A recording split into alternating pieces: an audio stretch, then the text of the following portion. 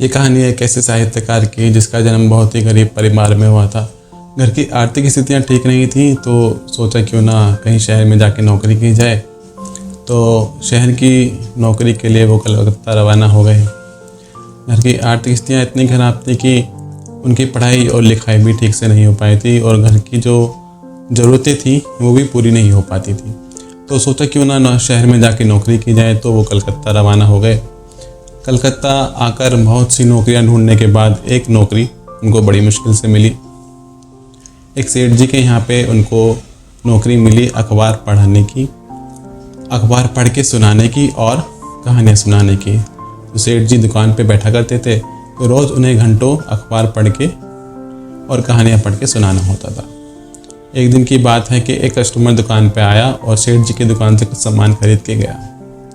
जब उसने जेब से पैसे निकाले तो जेब से पैसे निकालने के चक्कर में उसकी जेब से कुछ रुपए गिर पड़े। रुपए गिर गए तो रुपए निकल कर गिर गए। तो उन्होंने देखा कि ज़मीन पर पैसे पड़े हुए हैं, तो ज़मीन पे पैसे पड़े हुए हैं, तो उन्होंने उनको अखबार और किताबों से उनको ढक दिया। अगले दिन जब पैसों की ढूंढ मची तो सेठ जी ने उनसे पूछा कि भाई कल यहाँ पे पैसे गिर गए थे, क्या आपको पता है? तो उन्होंने बड़े ही प्रसन्न होकर वो पैसे वापस लौटा दिए। तो सेठ जी ने सोचा क्यों ना इनको पुरस्कृत किया जाए। तो सेठ जी ने उनको पुरस्कार देने की चाह उनको बताई। उन्होंने कहा कि सेठ जी मुझे पुरस्कार तो नहीं चाहिए, लेकिन अगर आप चाहते हैं तो मुझे आगे पढ़ा सकते हैं और लिखा सकते हैं, क्योंकि ये मेरी बचपन से ही इच्छा थी कि मैं आगे पढ़ लिख सकूं और कुछ अच्छा काम कर सकूं। तो सेठ जी ने इस बात के लिए हामी भर दी।